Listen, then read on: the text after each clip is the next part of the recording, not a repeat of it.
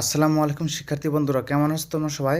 আশা করি তোমরা সবাই খুব ভালো আছো। তো তোমাদের মাঝে আমি আবারও হাজির হলাম নতুন একটা ভিডিও নিয়ে। তোমাদের ভিডিওটির বিষয়বস্তু হচ্ছে তোমাদের নতুন শিক্ষা কারিকুলাম, এটা মূল্যায়ন পদ্ধতি তোমাদের চূড়ান্ত সিদ্ধান্ত কবে জানিয়ে দেওয়া হবে এই বিষয় নিয়ে। তবে তোমরা যারা আমার চ্যানেল নতুন রয়েছে আমার চ্যানেলটিকে সাবস্ক্রাইব করে দেবে এবং অলরেডি যারা সাবস্ক্রাইব করেছে তাদের কোনো ধন্যবাদ। এবং তোমাদের শিক্ষামূলক যে কোনো প্রয়োজনে আমার এই স্ক্রিনে দেওয়া হোয়াটসঅ্যাপ নাম্বারে তোমরা যোগাযোগ করতে পারো। তো কথা না বাড়ে মূল ভিডিও শুরু করা যাচ্ছে।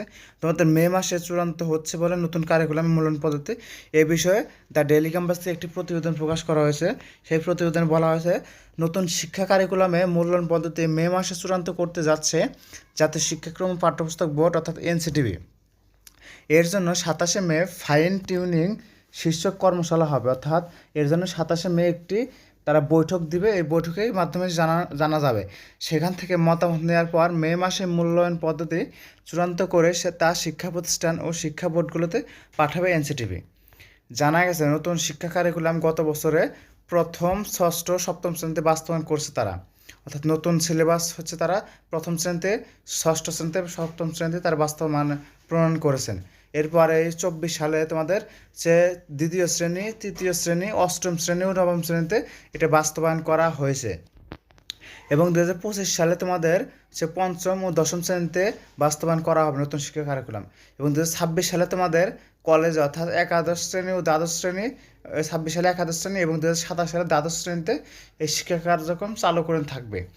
নতুন কারিকুলামের রূপরেখা অনুযায়ী প্রাক প্রাথমিক থেকে তৃতীয় শ্রেণী পর্যন্ত কোনো পরীক্ষা নেওয়া হবে না বলে জানিয়েছেন শিক্ষা মন্ত্রণালয়।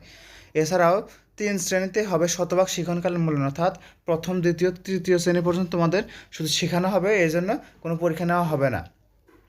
চতুর্থ শ্রেণী থেকে দশম শ্রেণী পর্যন্ত সব বিষয়ে কিছু অংশে মূল্যায়ন হবে, অর্থাৎ সম্পূর্ণ অংশ না, তোমাদের বই থেকে কিছুটা অংশের তোমাদের পরীক্ষার মাধ্যমে তোমাদের একটা ফলাফল নেওয়া হবে, আর বাকি অংশ মূল্যায়ন হবে সামষ্টিকভাবে। আর নতুন পদ্ধতিতে সারা বছরে শিক্ষণকালীন মূল্যায়নের পাশাপাশি 6 মাস পর একটি এবং 12 মাস পর আরেকটি সামষ্টিক পরীক্ষা বা মূল্যায়ন হবে। এসএসসি মূল্যায়ন হবে 65% লিখিত, অর্থাৎ যারা এসএসসি 2025 তাদের 65% লিখিত হবে এবং 35% দক্ষতা ভিত্তিক হবে।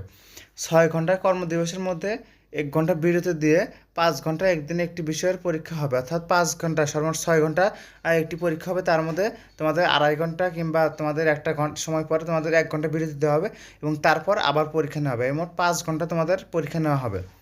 শিক্ষার্থীরা কী কী পারদর্শিতা মূল্যায়ন করা হবে তা পরীক্ষার শুরুতেই শিক্ষার্থীদের জানিয়ে দেওয়া হবে। কাগজ, নকশা, গ্রাফ ইত্যাদি তৈরির জন্য প্রয়োজনীয় উপকরণ ব্যবস্থা থাকবে পরীক্ষার কেন্দ্রে, অর্থাৎ পরীক্ষার জন্য যে কাগজ, গ্রাফ রয়েছে, মানে যা কিছু দরকার ওগুলো সকল কিছু পরীক্ষার কেন্দ্র অর্থাৎ শিক্ষকরা বহন করে থাকবে, সেটার মূল্য শিক্ষা বোর্ডের কেন্দ্র ঠিক করবে।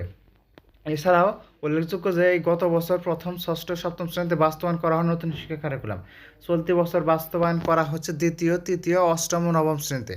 2025 সালে পঞ্চম ও দশম শ্রেণীতে, 2026 সালে একাদশ শ্রেণীতে এবং 2027 সালে দ্বাদশ শ্রেণীতে।